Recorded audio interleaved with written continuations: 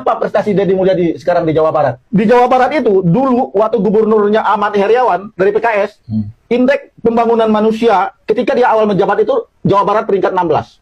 Terakhir dia menjabat peringkat 10. Hari ini gubernur yang suka konten, peringkat IPM Jawa Barat itu adalah 11. Jadi apa indikator keberhasilan dia? Keberhasilan dia karena dia terkenal. Kan tidak begitu. Belum lagi kalau kita lihat survei LSI. Di LSI itu tingkat kepuasan warga Jawa Barat 95,4%. Yang tidak puas hanya 46%. Bohong itu nggak yakin saya. Jawa Barat selama ini IPM-nya, kualitas hidup terbaik itu adalah IPM, Indeks Pembangunan Manusia, yaitu kualitas pendidikan, kualitas kesehatan, dan kualitas daya beli. Selama ini memang Jawa Barat belum masuk berpuluh-puluh tahun. Dan di tahun 2025, berdasarkan survei BPS, kenaikan IPM-nya atau kualitas hidup terbaiknya itu justru peringkat pertama nasional. Hampir 1% kenaikannya, tapi kita belum bisa langsung loncat masuk 10 besar. Mohon maaf, kita perlu waktu untuk cepat-cepat masuk 10 besar. Semoga dengan pembangunan yang terus dilaksanakan, bisa tembus 10 besar. Karena penduduknya juga banyak, hampir 55 juta jiwa. Perlu tenaga ekstra dan perlu kerja keras kita semua. Hatur nuhun. Oke, ngomongin angka berarti ngomongin data. Kita coba cek ya dari data BPS, Badan Pusat Statistik di Jawa Barat nih. Apakah benar yang dibicarakan oleh si Akang ini? Katanya IPM, Indeks Pembangunan Manusia di Jawa Barat tuh cuma 11 angkanya. Zaman Pak Aher, awal menjabat itu 16, akhir jabatannya 10. Oke, kita cek data itu benar apa tidak. Nah, kebetulan saya baca-baca nih. Kita cek dari mulai tahun 2020 ya. Sampai 2025 nanti ya. Pada tahun 2020 IPM Jawa Barat sebesar 72,61 poin. Berada di posisi 18 di antara 34 provinsi di Indonesia. Pada tahun 2021 IPM Jawa Barat sebesar 72,96 poin. Naik 0,35 poin atau tumbuh 0,48% dibandingkan 2020. Berada di posisi 16 di antara 34 provinsi. Pada tahun 2022, IPM Jawa Barat sebesar 73,63 poin. Naik 0,67 poin atau tumbuh 0,92% dibandingkan 2021. Berada di posisi 16 di antara 34 provinsi di Indonesia. Lalu, pada tahun 2023, IPM Jawa Barat sebesar 74,24 poin, naik 0,61 poin atau tumbuh 0,83% dibandingkan 2022. Berada di posisi ke-16 di antara 38 provinsi di Indonesia. Pada tahun 2024, IPM Jawa Barat terbesar 74,92 poin, naik 0,68 poin atau tumbuh 0,92% dibandingkan 2023. Pada tahun 2025, IPM Jawa Barat sebesar 75,90 poin, naik 0,98 poin. Tertinggi di Indonesia atau tumbuh 1,31% dibandingkan 2024. Ini data nih, BPS resmi nih, Badan Pusat Statistik. Ya ente ngomong dari data yang mana? Kemudian, kenaikan ditopang oleh kenaikan cukup tinggi dari dimensi kesehatan dan dimensi pendidikan. UHH naik 0,37 tahun. Ya, berada di posisi 15 di antara 38 provinsi di Indonesia. 15, Pak, bukan 11. Berada di posisi ke-15 di antara 38 provinsi yang ada di Indonesia. Dari mana data inti? 11 itu dari mana? Ini BPS resmi. Yang akan berjuang untuk semua rakyat.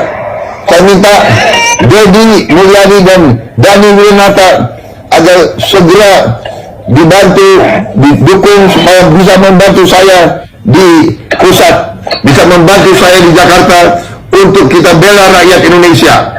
Terima kasih.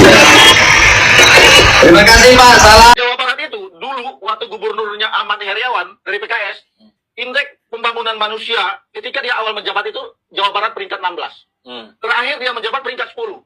Hari ini gubernur yang suka konten, peringkat IPM Jawa Barat itu adalah 11. Jadi apa indikator keberhasilan dia? Keberhasilan dia karena dia terkenal. Kan tidak begitu. Belum lagi kalau kita lihat survei LSI. Di LSI itu tingkat kepuasan warga Jawa Barat 95,4%. Yang tidak puas hanya 46%. Bohong itu nggak yakin saya. Sudah kelihatan kan yang ngomong ini dari partai mana? Aduh, membandingkan seorang pemimpin yang sudah selesai menjabat selama 10 tahun dengan yang baru saja menjabat ya selama setahun memasuki 2 tahun.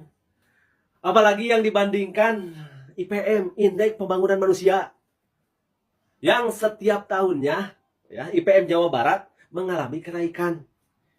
Baik dipimpin oleh Aher, Ridwan Kamil, dan sekarang dipimpin oleh Kang Deddy Mulyadi. 10 tahun akhir menjabat, IPM Jawa Barat mengalami kenaikan dari 66,15 menjadi 71,30, berarti naik 5 poin. Berarti kalau misalkan dihitung, IPM Jawa Barat naik setiap tahunnya di era Aher itu sekitar 0,50 poin. 5 tahun Ridwan Kamil menjabat, IPM Jawa Barat mengalami kenaikan dari 71,30 menjadi 73,12. Berarti zaman Ridwan Kamil, IPM Jawa Barat mengalami kenaikan 3 poin. Kalau misalkan dihitung sampai tahun 2023-2024. Ketika habis masa jabatan. Kita bandingkan dengan 1 tahun kepemimpinan Kang Deddy Mulyadi. IPM Jawa Barat mengalami kenaikan 0,98 poin. Dari 94,92 poin menjadi 95,90 poin. Nah, di sini juga bisa kelihatan kalau misalkan si aki-aki yang ngomong di awal tadi bisa menyimpulkan Aher itu lebih baik daripada KDM dari segi meningkatkan indeks pembangunan manusia, kan keliru. Zaman Aher IPM naik ya setiap tahunnya cuma 0,50 poin. Zaman Ridwan Kamil juga sama ya sekitaran 0,45 0,50 poin. Nah, bandingkan dengan sekarang, 1 tahun Kang Deddy Mulyadi menjabat, IPM Jawa Barat naik 0,98 poin. Berarti gedean siapa? Terus si aki-aki tadi meragukan survei ya yang dirilis oleh LSI, Lembaga Survei Indonesia, yang menyebut angka kepuasan masyarakat terhadap kinerja KDM sebesar 95,4%. Aki, lamun misalkan untuk percaya, sok nyieun survei sorangan. Apa yang dilakukan Deddy Mulyadi ini sangat tidak sesuai dengan pencitraannya, kontennya, ya. Di kontennya seperti mau memakmurkan rakyat. Wah, dibantu sama pendukung-pendukung yang antah berantah ya, yang akunnya juga private semua itu kebanyakan. Wah, semua hal yang dilakukannya seakan-akan benar, dan apabila ada yang protes diserang, dibully, diolok-olok, bahkan diancam, difitnah bahkan. Nah, ini polanya Deddy Mulyadi di medsos. Dodi Permana, seenaknya lu bilang pendukung KDM dari antah berantah. Asep Gempar di Bandung, akunna privat segala macam, pendukung KDM salawasna moal mundur Kang, hari nyarios Kang nye, jangan sambil makan, besi kemakan ucapan akang sendiri.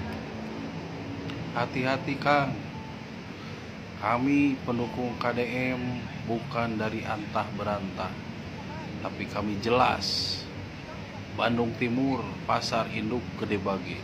Kadieu Kang, kita ngopi bareng. Kalau misalkan saya dari antah berantah, ya hati-hati kalau ngomong Kang, asal jangan ceplos aja Kang. Saya Kang Asep Gempar merasa tidak enak Akang sebut saya dari antah berantah. Cek akun saya Kang, kalau Akang nggak percaya.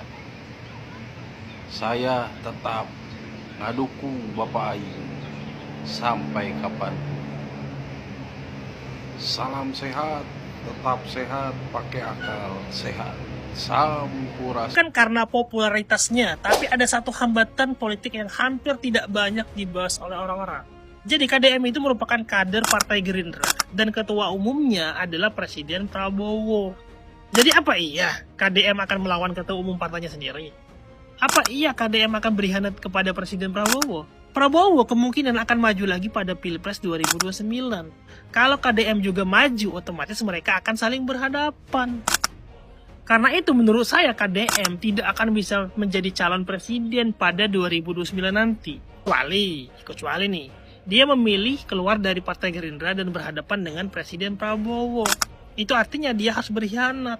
Jadi selama KDM masih di Gerindra, menurut saya peluangnya untuk maju sebagai capres 2029 itu sangat bergantung pada dinamika dan keputusan partai politiknya. Menurut kalian gimana? Apakah KDM punya peluang untuk maju sebagai capres 2029 nanti? Coba kita diskusi di kolom komentar.